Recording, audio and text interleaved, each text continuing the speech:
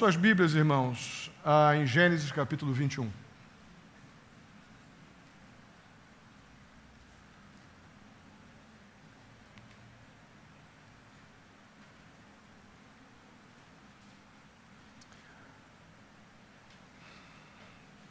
Existem muitas pessoas que acreditam, e muitos crentes às vezes também, e tem seu fundo de verdade, mas muitos acreditam que apenas por fazerem coisas boas, por serem bonzinhos, por serem pessoas que não fazem mal a ninguém, então isso as credencia a serem abençoadas, a receberem coisas boas porque fazem coisas boas. Isso vai muito dentro do princípio de algum tipo de mérito ou salvação por obras. E é comum as pessoas pensarem assim: bom, eu faço coisas boas para que aconteçam coisas boas para mim. Se nós olharmos uma perspectiva ali do contexto do Antigo Testamento, dos dias de Abraão, a gente pode até pensar que não é possível a gente negar que Deus tem prazer em abençoar o obediente, aquele que faz a vontade do Senhor. Se olharmos por essa perspectiva, dá para entender essa ideia, o fazer aquilo que é bom como obedecer ao Senhor. Mas não é assim de forma geral que as pessoas pensam. A pessoa pensa geralmente: eu sou bom, então eu só vou receber coisas boas porque eu só faço coisas boas. E não estão normalmente muito preocupadas com associar essa coisa boa a fazer a vontade de Deus. Mas é fato que a Bíblia diz que Deus tem prazer em abençoar aquele que obedece. O fato também é que Deus muitas vezes Ele usa os nossos fracassos como oportunidades de promover crescimento e maturidade espiritual. É muito comum Deus nas Escrituras fazer isso também. Nós fazemos coisas que sabemos que não devemos fazer, tomamos decisões que sabemos que não devemos tomar, e ainda assim Deus permite que tudo aquilo coopere para a glória dele e para o nosso bem.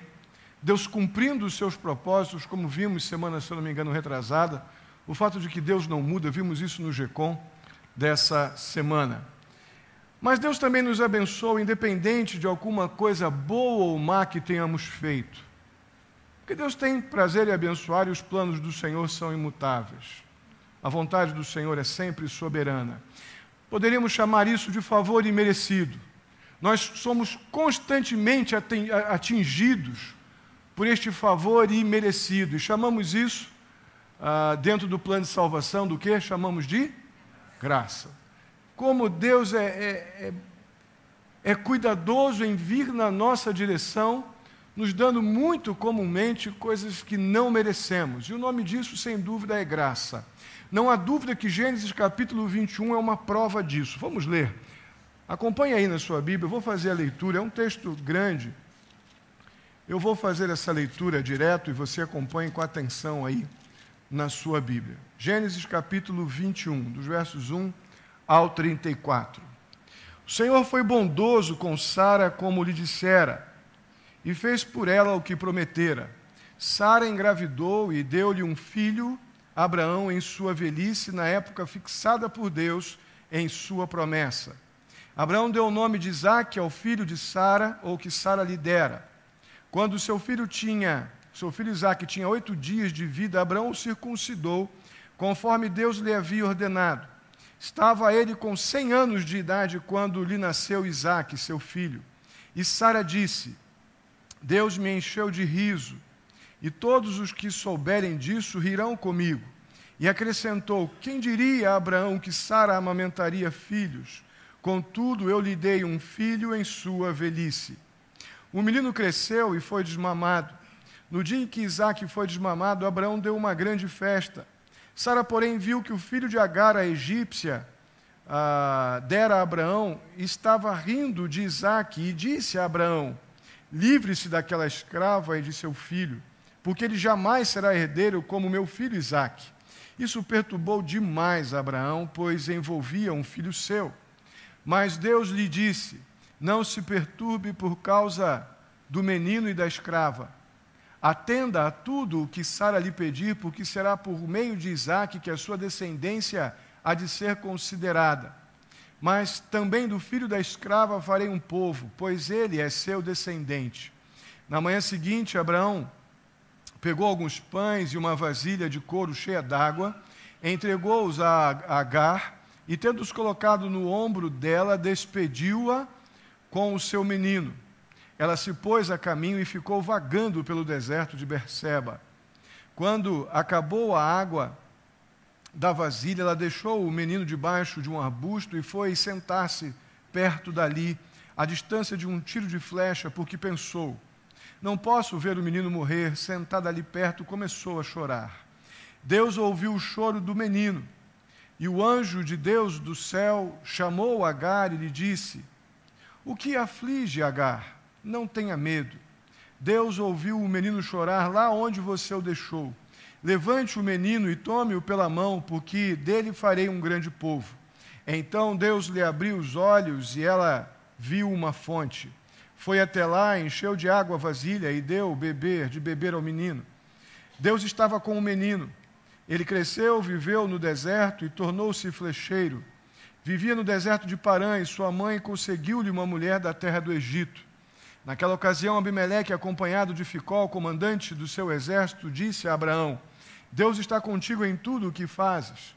Agora jura-me diante de Deus que não vais enganar-me, nem a mim, nem a meus filhos e descendentes. Trata a nação que te acolheu como estrangeiro com a mesma bondade com que te tratei. Respondeu Abraão: eu juro. Todavia Abraão reclamou com Abimeleque a respeito de um poço que os servos de Abimeleque lhe tinham tomado à força. Mas Abimeleque lhe respondeu: não sei quem fez isso. Nunca me disseste nada e só fiquei sabendo disso hoje. Então Abraão trouxe ovelhas e bois, deu-os a Abimeleque e os dois firmaram um acordo. Abraão separou 7 ovelhas do rebanho, pelo que Abimeleque lhe perguntou: o que significam essas 7 ovelhas que separaste das demais? Ele respondeu: aceita estas 7 ovelhas da minha mão como testemunho de que eu cavei este poço. Por isso, aquele lugar foi chamado Berseba, porque ali os dois fizeram um juramento. Firmado esse acordo em Berseba, Abimeleque e Ficol, comandante das suas tropas, voltaram para a terra dos filisteus. Abraão, por sua vez, plantou uma tamargueira em Berseba e ali invocou o nome do Senhor, o Deus eterno. E morou Abraão na terra dos filisteus por longo tempo. Vamos orar? Senhor, mais uma vez nos colocamos diante de Ti em oração, clamando que o Senhor fale conosco pela Tua palavra. Ajuda-nos, ó Deus, a reter aquilo que o Senhor tem para nós. Abre nossa mente, nosso coração e nos dá, ó Deus, capacitação do Teu Espírito, ó Pai, a pôr em prática as verdades espirituais que aqui ouviremos nesta noite. Assim eu te peço, Pai Santo, no nome de Jesus. Amém. Muito bem. Esse trecho se divide em 3 partes, essa narrativa. Somente a última parte nós vamos perceber as lições mais práticas desse texto, mas existem algumas situações muito interessantes nas 2 primeiras partes dessa narrativa do capítulo 21 de Gênesis. No primeiro momento, nos versos 1 a 7, nós vemos as reações diferentes de Sara e de Abraão em relação ao nascimento de Isaque. Nós vemos logo no verso 1, o texto que diz ali: o Senhor foi bondoso com Sara, como lhe dissera, e fez por ela o que prometera. Irmãos, se nós dermos uma lida e relida e relembrarmos um pouco do contexto, desde o capítulo 12, quando Deus fala a Abraão sobre a promessa de um filho que viria, de uma descendência que viria desse filho, à luz da idade que já tinham, todos os medos e inseguranças de Abraão que nós estamos vendo, o que fica é que Abraão não deu muito crédito àquilo que Deus havia falado com ele. Isso fica bem explícito nos acontecimentos desses versos 1 a 7. A impressão que dá é que Sara queria mais esse filho que Abraão.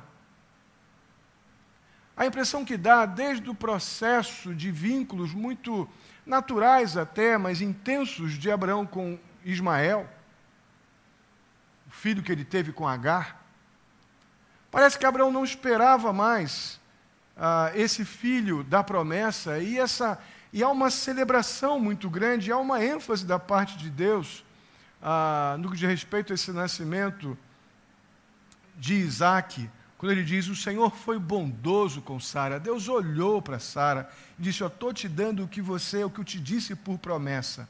Se nós olharmos um pouquinho antes ainda, lá no capítulo 17, a gente vê ali que Abraão pede a Deus que Ismael seja o filho da promessa. Ismael já tinha nascido, obviamente, e Abraão pede no capítulo 17, verso 18, permite Deus que Ismael seja o meu herdeiro. Parece que Abraão já estava contente com a realidade de ter tido um filho, não com Sara, como Deus havia dito. O coração de Abraão ainda continua confuso aqui nesse capítulo 21. Parece que Abraão não levou muito a sério que ele teria um filho fruto de uma promessa de Deus, isso estava ainda confuso na cabeça dele, e fica claro para a gente. Irmãos, Abraão teve disposto aqui, bem particular, no contexto dele, chegando em Gerar, como vimos no capítulo 20, apesar de ter repetido o mesmo problema lá do capítulo 13, quando ele entrega a sua mulher Sara ao faraó egípcio, porque tinha medo de morrer, a situação aqui é muito semelhante, mas aqui tem um agravante muito sério.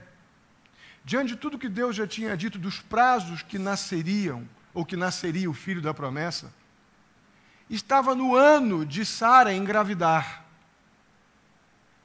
Quando Abraão entrega Sara ao rei Abimeleque, é como se ele não acreditasse mais que promessa alguma poderia se cumprir.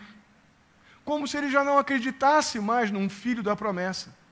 Porque no ano que ela deveria engravidar de Abraão, ele entrega a Agar como sua irmã para compor o harém de Abimeleque e ser mulher de Abimeleque.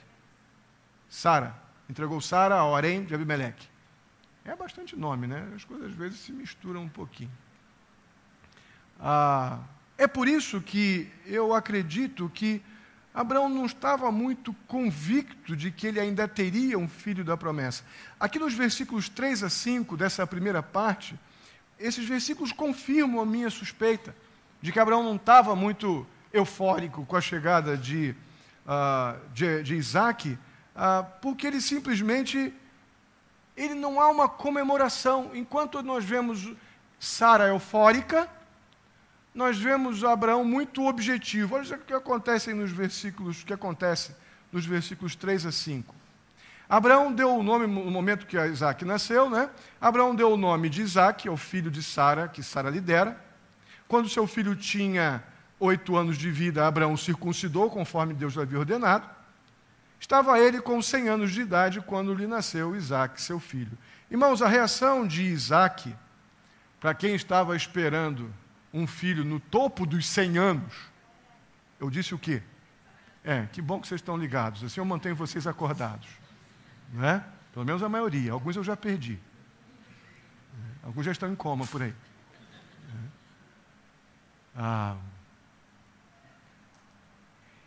Parece então que a coisa é muito objetiva, porque enquanto Sara celebra, Abraão é rigorosamente obediente.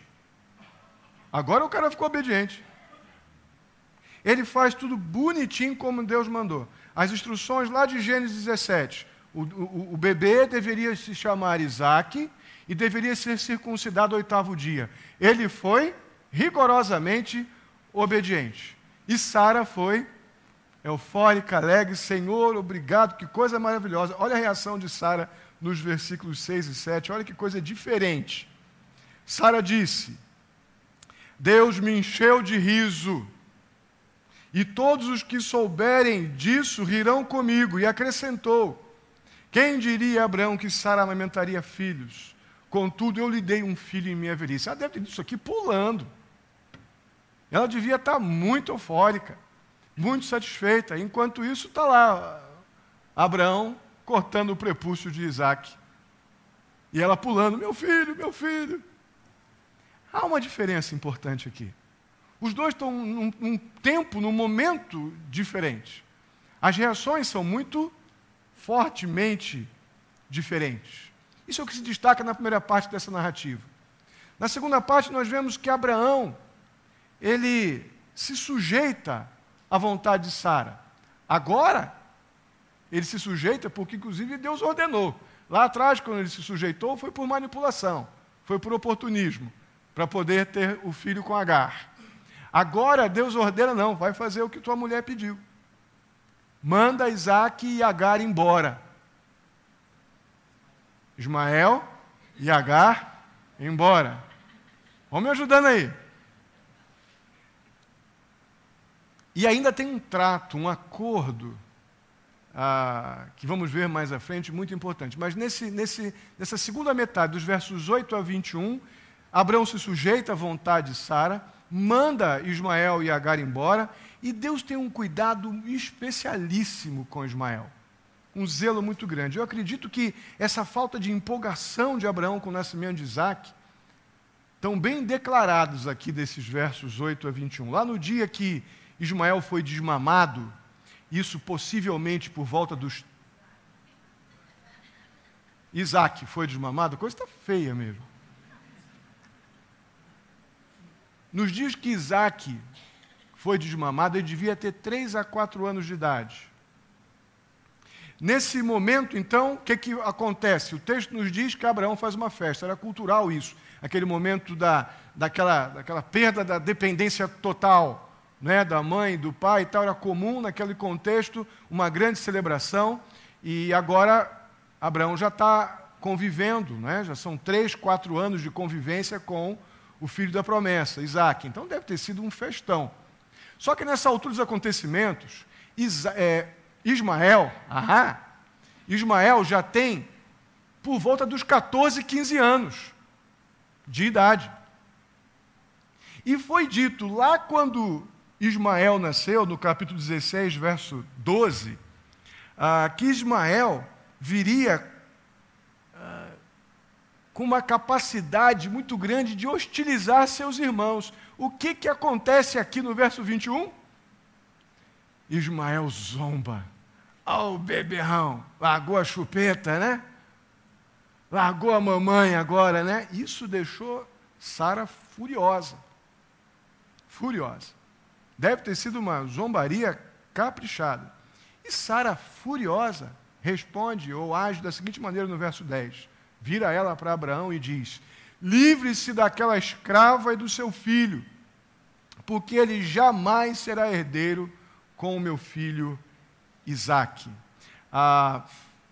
Irmãos, Deus garantiu a Abraão que, apesar de ser uma duríssima decisão, e uma decisão agora moralmente complicada, porque vocês vão lembrar de um tal de Código de Hammurabi, que eu já falei para vocês, que era um código civil, um código de ética, que eles tinham lá dentro da cultura deles, que dava direito lá quando Ismael nasceu, mas não tinha nascido ainda o filho legítimo, dava direito a Abraão de mandar embora Agar e Ismael.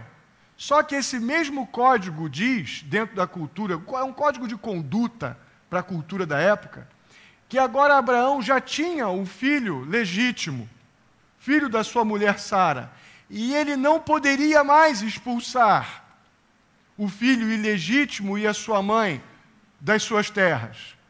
E Sara não quis nem saber, ela estava raivosa, furiosa, e impõe a Abraão que ele expulse Agar e Ismael das suas terras, e foi isso que ele fez, e Deus ordena que ele realmente fizesse isso. Ele deveria mandar embora de suas terras Ismael e Agar, e diz ainda no verso 12, ele consola ou capacita Abraão dizendo: não se perturbe por causa do menino e da escrava. Colocando um pouco mais de ideias aqui práticas. Faça o que sua mulher mandou. Agora aguenta, Abraão. Tu já aprontou muito. Agora aguenta. Faz o que tua mulher está dizendo para fazer. Não se perturbe por causa do menino e da escrava. Atenda a tudo o que Sara lhe pedir, porque será por meio de Isaque que a sua descendência há de ser considerada.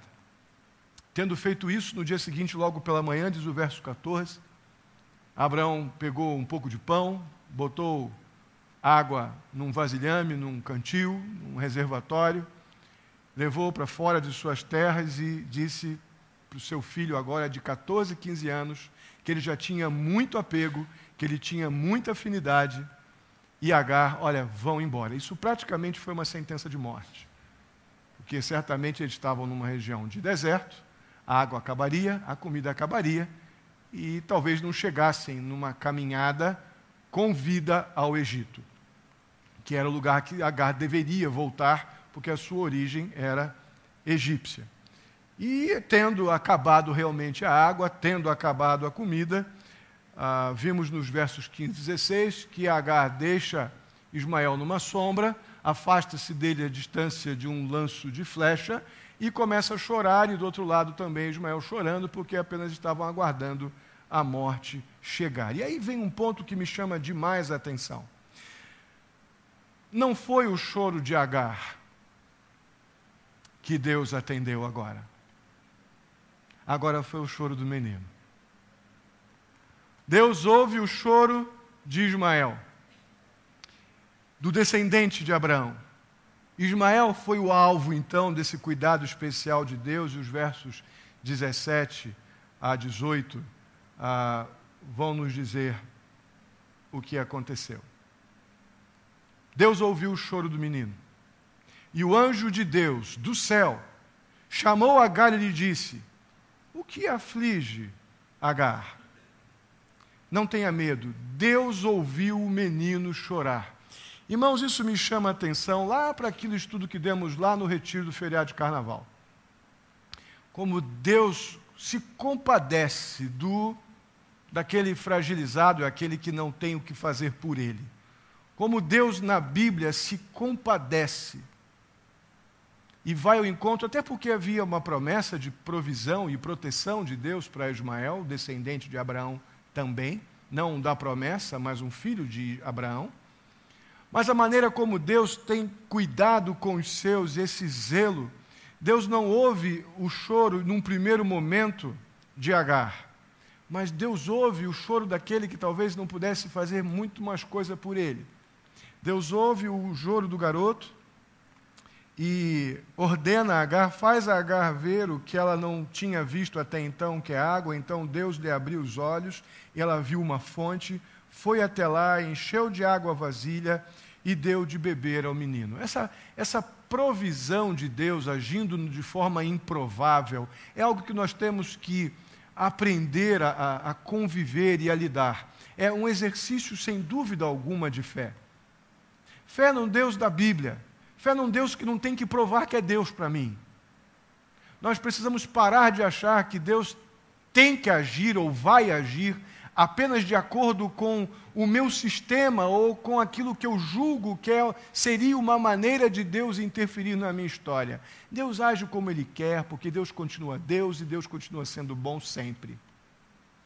E Deus, da maneira mais improvável, interfere naquele momento ali que já estava decretado praticamente uma tragédia de morte. E muda aquela história, obviamente também em função das promessas já feitas para Ismael, mas pelo zelo que Deus tem com a sua própria palavra.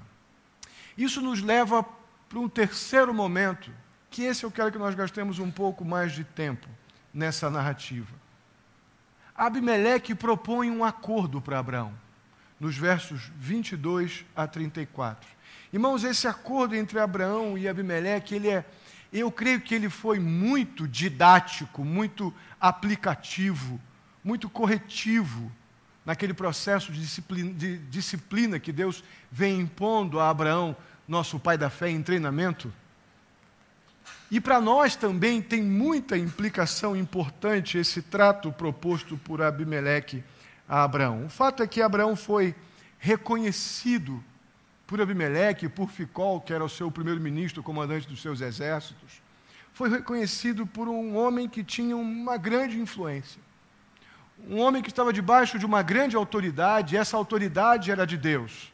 Irmãos, não sei se vocês vão lembrar, eu tenho tentado repetir isso, para que não caia em esquecimento, mas há pouco tempo atrás, Abraão montou um grupo de forças especiais de uns 300 homens e me invadiu lá as fortalezas de Quedorlaomer, lembram? aquele comandante daquele império, daquelas 5 nações do norte, que tomou Sodoma e Gomorra e se aquartelou lá ao norte de Sodoma, e levou Ló e sua família cativos. Abraão invadiu com seus 300 soldados sem experiência de guerra as fortalezas de Quedorlaomer, tomou sua família, levou de volta para Sodoma e foi embora morar lá em Moriá. Nos carvalhos de Moriá, não, nos carvalhos de Manré. Moriá no capítulo 22. O Deus de Abraão ficou muito conhecido. O amor de Deus por Abraão ficou muito conhecido.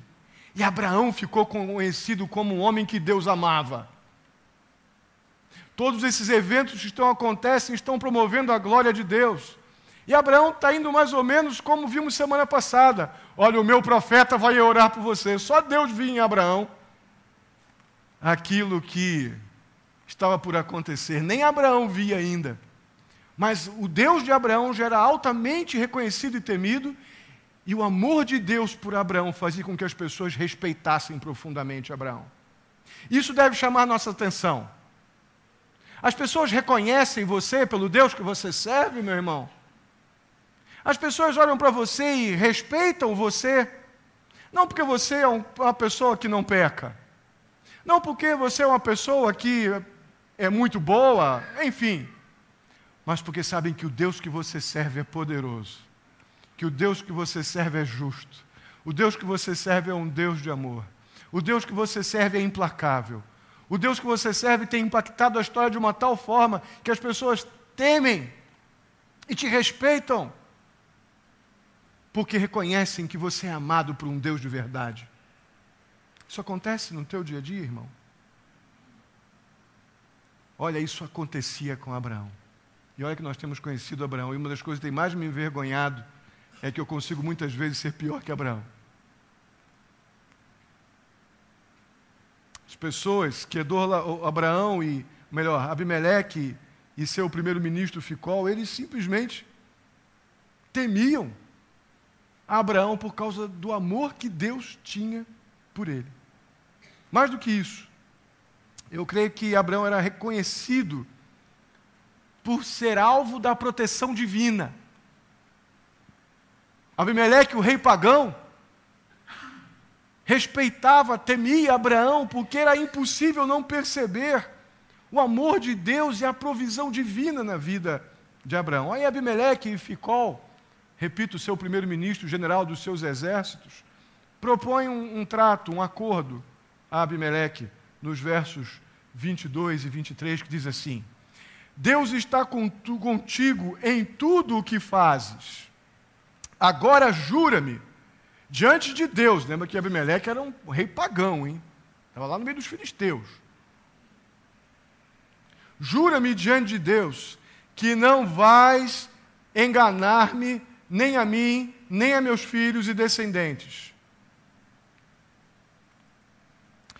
Trata a nação que te acolheu como estrangeiro com a mesma bondade que te tratei. Irmãos do céu. Que coisa. Difícil imaginar, eu espero realmente. Abraão era muito cara de pau, mas eu espero que ele tenha tido um constrangimento muito grande aqui agora. Porque o rei pagão, junto com o seu primeiro-ministro, propõe um acordo, e como parte desse acordo, eles dizem assim: jura-me diante do teu Deus, que tem tanto amor contigo, que você nunca mais vai mentir para mim, que você nunca mais vai fazer o que você fez com a gente. Jura pelo teu Deus. Meus irmãos, eu tenho muita convicção de que Abimeleque, ele conhecia as promessas que Deus havia feito para Abraão. Eu tenho muita convicção que eles estavam cientes da aliança que Deus tinha com Abraão. Só para relembrar, capítulo 12, versos 2 e 3. Vamos ler juntos? Farei de você um grande povo, e o abençoarei. Tornarei famoso o seu nome, e você será uma bênção. Abençoarei os que te abençoarem, e amaldiçoarei os que o amaldiçoarem. E por meio de você, todos os povos da terra serão abençoados. Eu tenho muita convicção que Abimeleque sabia disso. Que havia uma promessa por detrás de Abraão. e que seria um péssimo negócio para Abraão. Eu creio mesmo, melhor, para Abimeleque, que Abimeleque não partiu para uma luta franca com Abraão, porque era muito mais negócio ter Deus ao lado dele do que ter Deus contra ele. Abimeleque, o rei pagão, temeu o Deus de Abraão. Era melhor, ainda que por algum interesse, não por temor salvífico, mas por um temor da sua própria vida. Ele sabia que o Deus de Abraão era um Deus vivo e um Deus que agia. Então não era bom negócio brigar, enfrentar ou lutar com Abraão. Era melhor ter Deus ao seu lado do que contra. Oh, irmãos, quanta lição prática a gente encontra aqui. Eu creio que Abraão deve ter aprendido as suas. E nós, irmãos? E nós? Como temos tratado, como temos nos comportado diante de um mundo tão carente de testemunhos reais de um Deus vivo, de um Deus que age através dos seus, de um Deus que tem que ser apresentado ao mundo através de um testemunho real, de vidas transformadas pelo poder do Espírito Santo, de vidas inconformadas com o pecado, que lutam por uma vida santificada, por obediência a princípios básicos da vida cristã. O Senhor Jesus não nos pede sede santos, porque eu sou santo. É imperativo, é determinante que um homem salvo por Jesus, uma pessoa salva por Jesus, habitada pelo Espírito Santo, reconheça nessa afirmação de Jesus uma ordem. Separem-se, eu separei vocês, então vivam como pessoas separadas por mim. É assim que nós revelamos o Deus que servimos, o amor de Deus, a justiça de Deus. Agora tem que ser interpelado pelo ímpio e dizer: jura que você não vai mais fazer essa maldade comigo? Jura diante do teu Deus que você não vai fazer mais essa maldade? Jura diante do teu Deus que você não vai mais mentir para mim? Jura diante do teu Deus que você não vai mais agir assim comigo? Porque eu sei que o teu Deus é bom. Eu sei que o teu Deus é isso tudo que vocês dizem por aí. Mas eu não consigo vê-lo em você, mas eu temo ele. Ou eu o temo. Irmãos, que coisa horrível chegar numa situação como essa. O que estamos fazendo, no melhor dos sentidos, com essa possessão divina, o fato de termos Deus em nós através do seu Espírito, estamos usando isso banalmente? Ou estamos usando este privilégio de sermos habitados pelo Espírito Santo apenas como uma força oportunista para fazer alguma coisa em meu favor e não eu agir para a glória de Deus?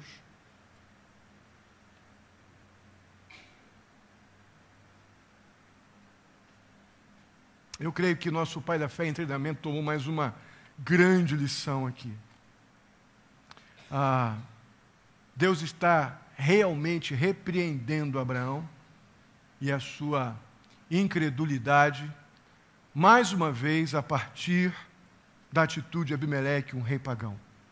Meu irmão, como é que você se sentiria se, numa situação dessa, se alguém respeitosamente pedisse para você parar de mentir para ele? Uma pessoa não crente, respeitosamente, que eu acho que Abimeleque foi muito respeitoso aqui. Se alguém respeitosamente pedisse: para de me ofender, por favor. Tema o Deus que eu temo, que é seu, não é meu.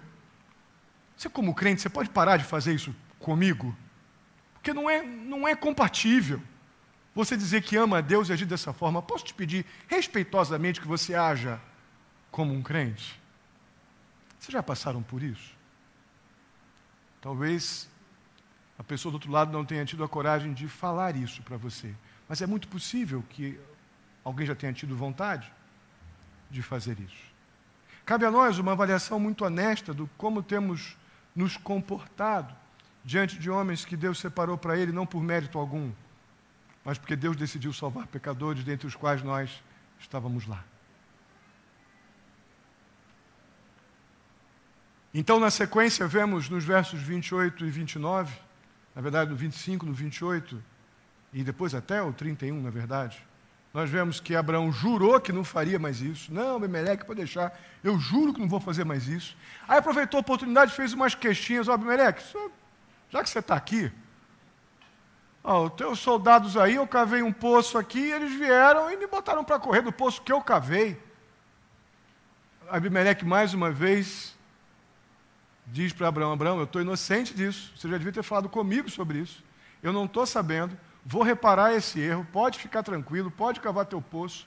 Aí Abraão chega e pega uns boizinhos, umas ovelhinhas, mas ele fecha um acordo pegando umas 7 ovelhas, dá para Abimeleque: Abimeleque, isso aqui é a prova para você saber que esse poço é meu, tá bom? Abimeleque concordou, dentro dos pactos, de formas de tratos da época. Abimeleque pegou as ovelhinhas, deram um abraço, apertaram as mãos, e ficou tudo lindo, ficou tudo certo. Os versos 33 e 34 nos dizem lá: Abraão, por sua vez, depois desses acordos todos, voltou para sua terrinha, plantou a sua... Aqui não é tamareira, não, é tamargueira.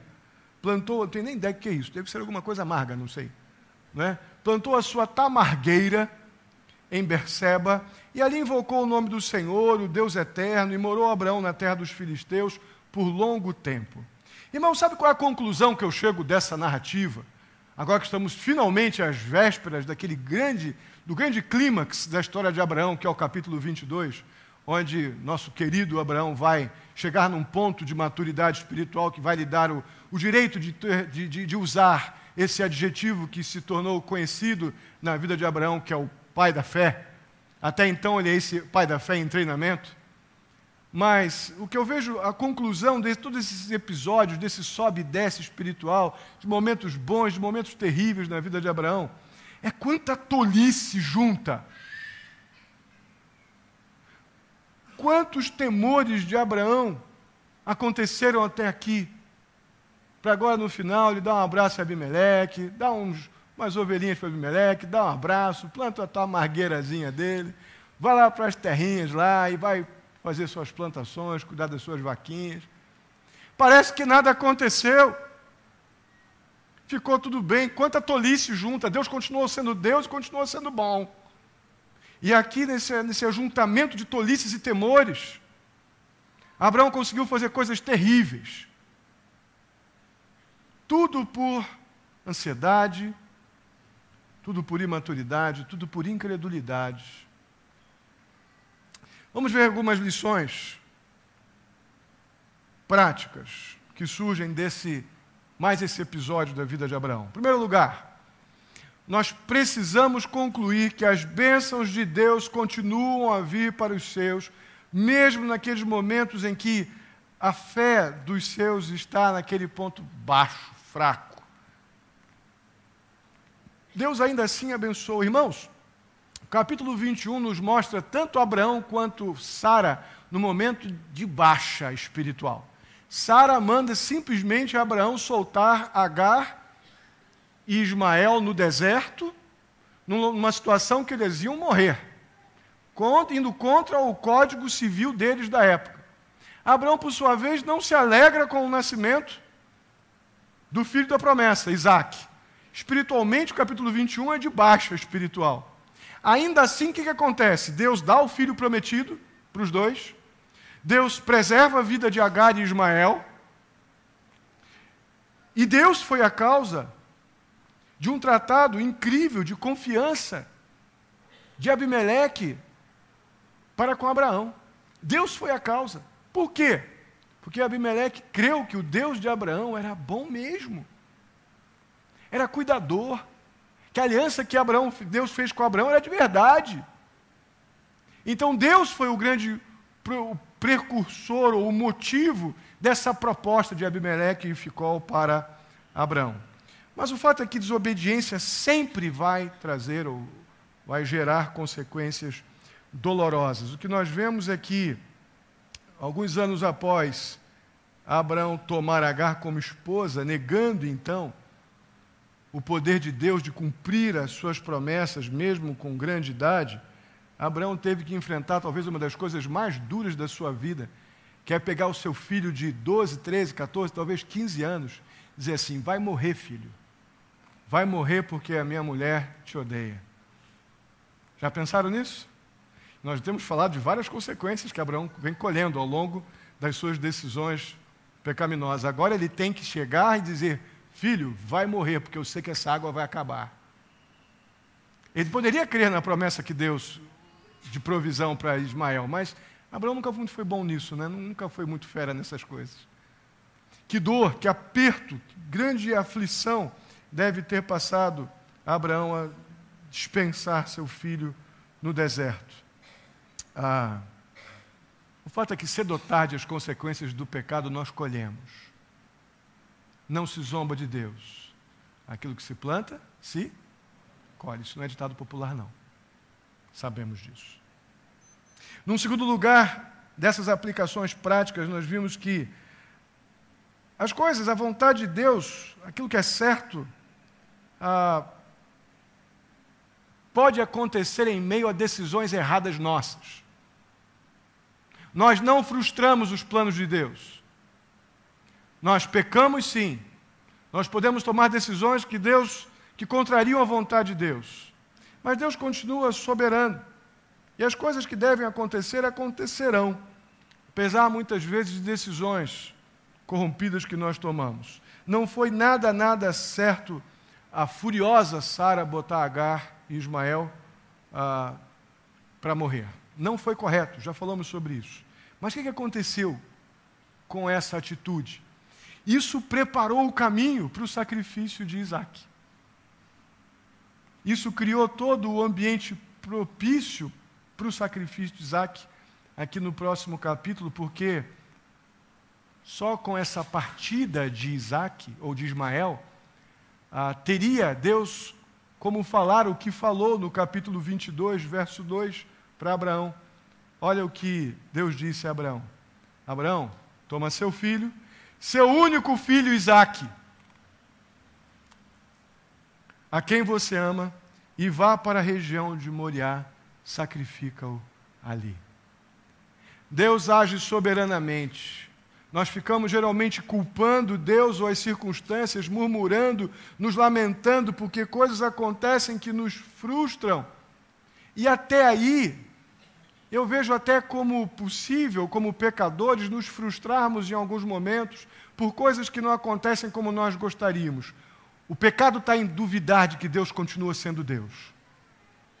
O pecado está em duvidar de que até naquilo que para nós é um fracasso, uma situação horrível, talvez de morte, Deus continua sendo Deus e agindo soberanamente. A vontade dele vai se cumprir independente do que aconteceu de bom ou de mal, em decisões certas ou erradas que eu tomei antes. Nós duvidamos de Deus, então o problema continua sendo incredulidade. Quando as coisas não dão certo ou não andam dentro daquele esqueminha que a gente monta, como se nós fôssemos os perfeitos e Deus fosse aquele que tem que cooperar com a minha perfeição, quando a gente age dessa forma pecaminosa de tentar ser Deus, o resultado disso é apenas incredulidade.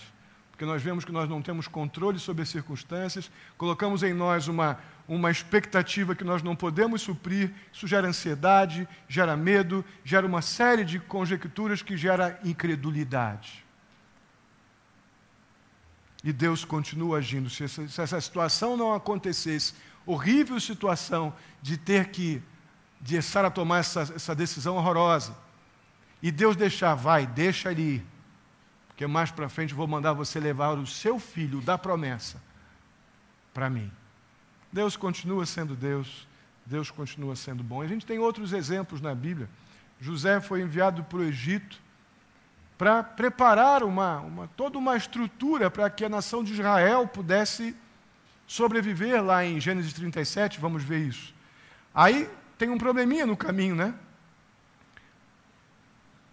José só foi tudo o que ele tinha que ser nos planos de Deus, de uma pessoa que proporcionaria segurança para a existência de Israel como nação, passando por um poço, sendo jogado numa cisterna, sem esperança de vida.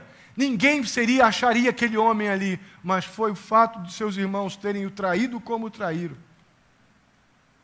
tendo sido ele depois achado e vendido como escravo, que cooperou para que ele chegasse no Egito e fosse tudo o que ele foi. Irmão, vamos parar de bater, de julgar que Deus perdeu o controle de alguma coisa, quando as coisas aos nossos olhos parecem fora de controle. Vamos parar, nos aquietar, nos silenciar diante da soberania de Deus e ver que Deus vê o que eu não vejo. Deus vê amanhã e eu não sei nada de amanhã. Deus continua agindo apesar dos nossos fracassos, incertezas e inseguranças. E a pergunta que eu preciso fazer agora é bem prática. Você está numa situação difícil agora? Você está numa situação dolorosa nesse momento? Talvez você tenha chegado num ponto de dor por causa de ter sido enganado, de ter sofrido a maldade de alguém, ou simplesmente ter tomado decisões completamente erradas, e por isso você está sofrendo. Isso está acontecendo agora?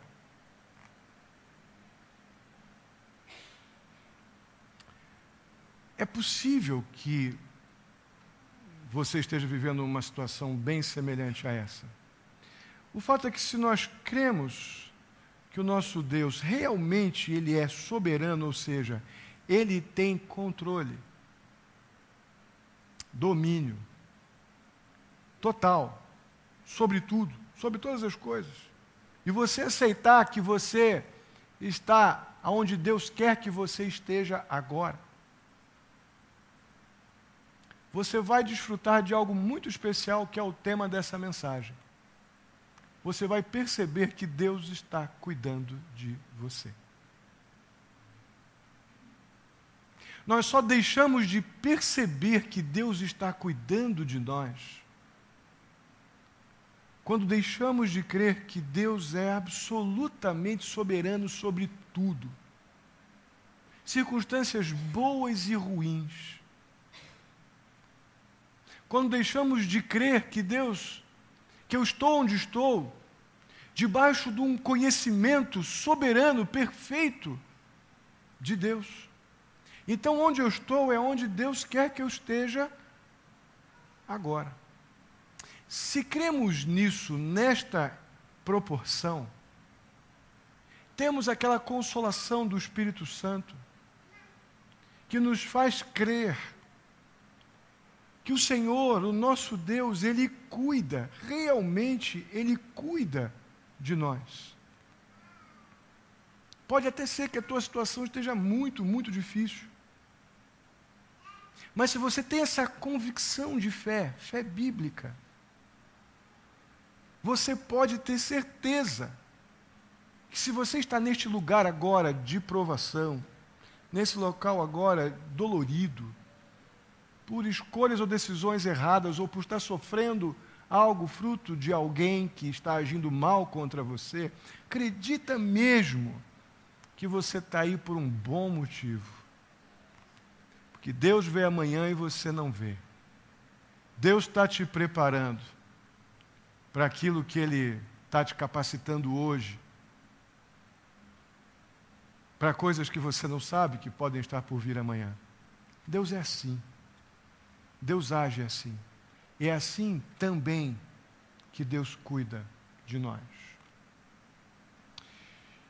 E uma terceira e última aplicação, a gente aprende aqui nessa narrativa, que a maioria dos nossos medos são absolutamente infundados. A maioria dos nossos medos são invenções da nossa própria insegurança, do nosso próprio senso de autossuficiência, que no final das contas só gera frustração. Todas as manobras de Abraão de proteger-se falharam. Concordam comigo? Vão me matar. Um ano vendo a mulher no harém do faraó, ou pensando, né? O que será que está acontecendo lá? E no final, a mulher volta, ainda toma um sabão do faraó tremendo. Aí agora com Abimeleque, nem se fala. Todos os seus medos foram por água abaixo. Quanta coisa desnecessária. Abraão aprendeu com Abimeleque que Deus cuida dos seus. Abimeleque acreditava que Deus cuidava de Abraão. E eu creio que Abraão passou a acreditar que Deus cuidava dele quando Abimeleque o lembrou disso. O rei pagão. Incrível que pareça. E essa fé genuína nas promessas do Senhor, irmãos, essa fé genuína que nos leva a crer que Deus não perdeu o controle de nada em momento algum, isso remove o medo. Isso remove o medo. E medo é um inimigo muito poderoso. Se nós não tivermos a nossa vida depositada, a nossa confiança depositada nesse Deus que é plenamente poderoso e suficiente para suprir em Cristo Jesus cada uma das minhas necessidades, você não tem o que fazer, não. É melhor ficar com medo mesmo. Mas se você crer genuinamente no Deus da Bíblia, pode ter certeza que Ele é plenamente suficiente para suprir qualquer insegurança, nos livrar, remover esse medo que nos imobiliza. Irmãos, não é problema algum você ter um bom medo. Se atravessar a 9 de abril, às 5h30 da tarde, sem olhar para o lado, eu acho melhor você ter medo. É conveniente que você pare, dê uma boa olhada, vê se você está na faixa, olha para o outro lado, depois você atravessa. Esse é um bom medo. Agora, aquele medo que te imobiliza, que te inutiliza, que te impede de tomar decisões de fé, que não tira você mais de casa, que você não quer ler a Bíblia para não ser confrontado, não quer buscar conselho para não ouvir o que não quer. Esse medo inútil que nos faz fantasiar situações, para a gente apenas fazer o que nos convém, dentro do nosso egoísmo, da nossa ansiedade, do nosso orgulho. Esse medo inútil, esse é o medo de Abraão. E levou, olha quantos anos Deus está treinando este homem para ser o pai da fé, porque esse medo atrapalhou muito a vida do homem de Deus. Esse medo atrapalha muito a nossa vida. Esse medo inútil, que nos imobiliza. Eu creio que a resposta que esperamos de Deus para algumas preocupações, ou medo, normalmente essas respostas, irmãos, estão debaixo do nosso nariz há um tempão. A gente fica tão preocupado, a gente quer que um raio caia, dê uma freada, uma trovoada, que algum sinal assim, bem. Se você tem a tua Bíblia e você se relaciona com a tua Bíblia como a palavra de Deus e busca o Senhor pelas Escrituras, geralmente a resposta para os nossos medos e inseguranças está debaixo do nosso nariz o tempo todo. É a nossa ansiedade que nos impede muitas vezes de enxergar o que está debaixo do nosso nariz. Em Provérbios capítulo 3, versos 5 e 6, eu vou colocar aqui no slide. Esse texto nos desafia grandemente. Toda pessoa, seja o crente ou não crente. O não crente é desafiado nesse texto. Vamos relembrar o texto aqui de Provérbios 3. Vamos ler juntos? Confia no Senhor de todo o seu coração e não se apoie em seu próprio. Reconheça o Senhor em todos os seus caminhos e Ele endireitará as tuas veredas. Esse texto é um problema para todo mundo, para todas as pessoas.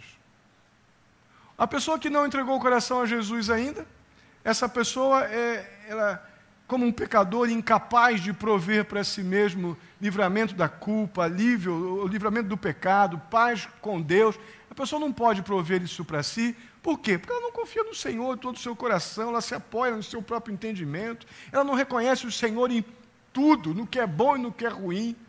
E por isso, então, ela não tem os caminhos, mesmo os caminhos que ela vem trilhando de forma torta. Se ela não busca conhecer o Senhor e não confia no Senhor, ela não pode ter o seu caminho endireitado, porque ela não confia no Senhor. Aí vamos para o lado de uma pessoa, de um crente que já aceitou Jesus. Por que eu disse que ele também tem problema? Porque o problema do crente, irmão, sabe qual é? Normalmente é crer em Deus. Já me ouviram falar isso alguma vez? Nos últimos 16 anos, eu acho que um monte, né? O nosso problema é crer em Deus. Essa autossuficiência louca que nós temos, de querer tomar o controle de tudo.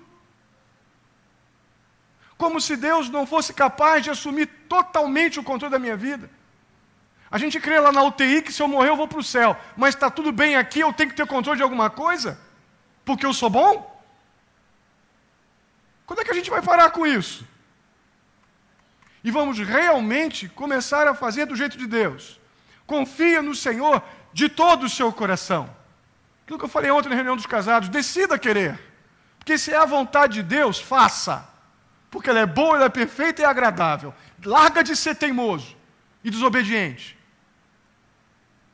Para de se apoiar do teu entendimento. Todas as vezes que Abraão achou que tinha um plano especial, quebrou a cara. E no caso do Abimeleque, ainda fez a nação sofrer a beça de Abimeleque, o povo de Gerar. Reconheça o Senhor em todos os seus caminhos. Quando estão andando errado, não murmura não.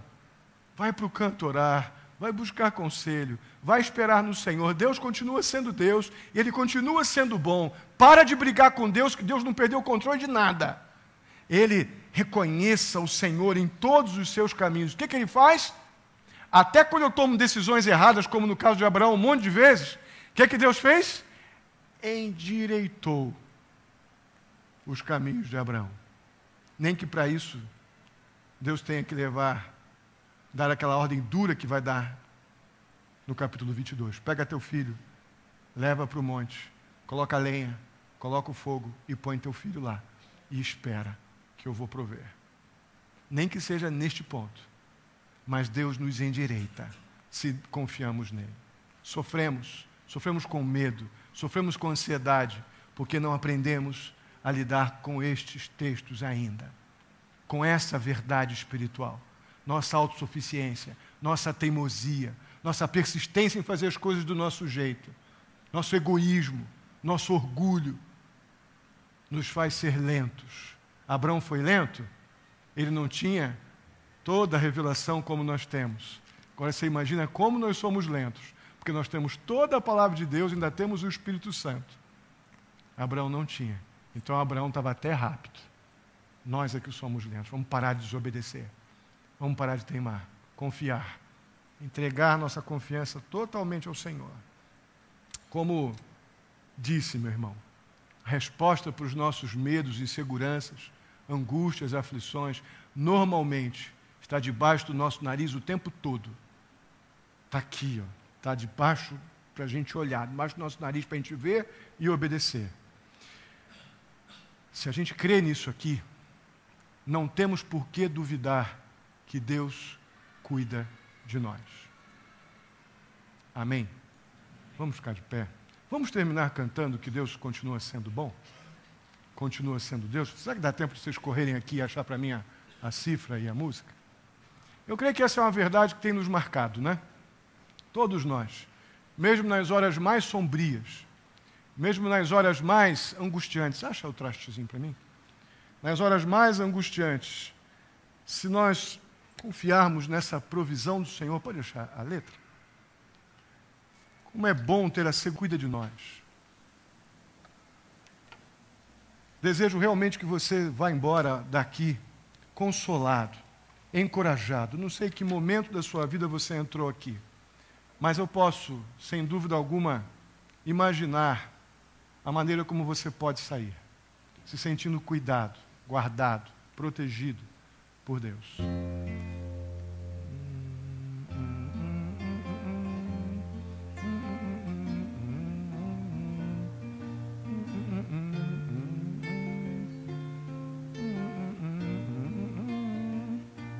Um dia a gente aprende a confiar em um Deus que faz milagres, que ouve a nossa oração, que se faz presente aqui. Um dia a gente aprende a dar um passo só de cada vez, mas sem duvidar,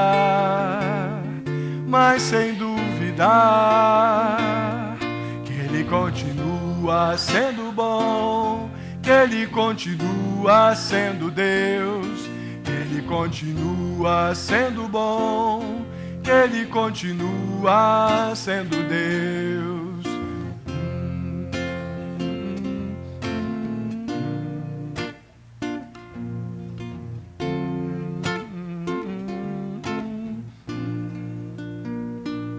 Então chega o dia de viver tudo que se aprendeu e a enxergar até o que não se pode ver. Chega o dia de entender, até ouvir um não de Deus, mas sem duvidar,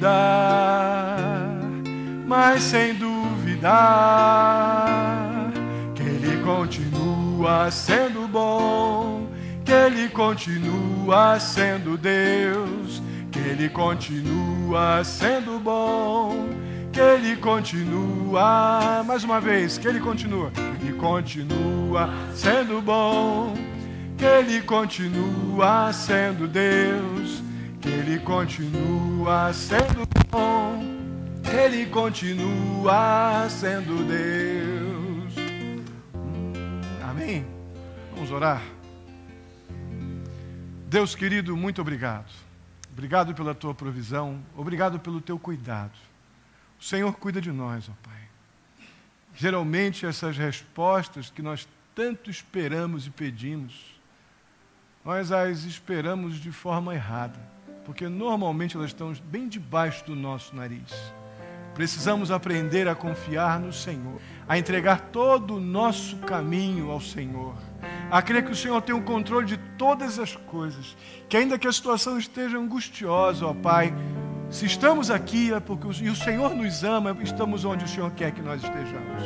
E o Senhor, com teu poder, vai nos dar tudo o que precisamos para passar por este momento de lutas, porque amanhã vamos entender o porquê passamos por este momento, o para quê desta dor, o para quê dessa aflição. Sairemos melhores, ó Deus, porque o Senhor nos ama.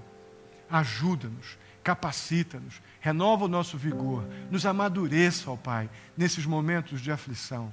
Ó Pai, o Senhor tem controle de tudo, o Senhor continua sendo bom, mesmo quando estamos passando por vales difíceis. O Senhor continua bom, amoroso, justo e Deus, cuidando de nós em todo o tempo. Ó Deus querido, ajuda-nos a sair daqui renovados, seguros, afastando esse medo que nos imobiliza, que nos inutiliza, e trazendo para junto de nós um temor ao Senhor que nos faz confiar de forma completa e definitiva naquele que pode todas as coisas, naquele que supre segundo o seu querer as nossas necessidades, em Cristo Jesus. Assim eu te peço, ó Deus, pela vida de cada querido, amado irmão aqui nesta noite. Leva-nos em paz, em segurança, debaixo da tua provisão para as nossas casas. Abençoa a semana de cada um. O Senhor sabe os desafios, ó Deus, que possamos pôr em prática esse texto aqui que lemos agora de Provérbios capítulo 3, versos 5 a 7. Que a gente repita esse texto em casa, que a gente põe nas nossas paredes, no quarto, na sala, no carro. Precisamos aprender, ó Pai, que o Senhor cuida de nós. Mas nós precisamos confiar no Senhor. Muito obrigado, ó Deus. Assim eu te agradeço, no nome santo de Jesus. Que a graça do nosso Senhor e Salvador Jesus Cristo, o amor de Deus, nosso amado Pai, a comunhão e a consolação do Espírito Santo esteja sobre cada um de vós, queridos e amados irmãos, hoje e até a vinda do nosso Senhor Jesus Cristo. Amém e amém. Deus os abençoe. Podem sentar, tenha seu tempo de oração, estarei à porta para cumprimentá-lo.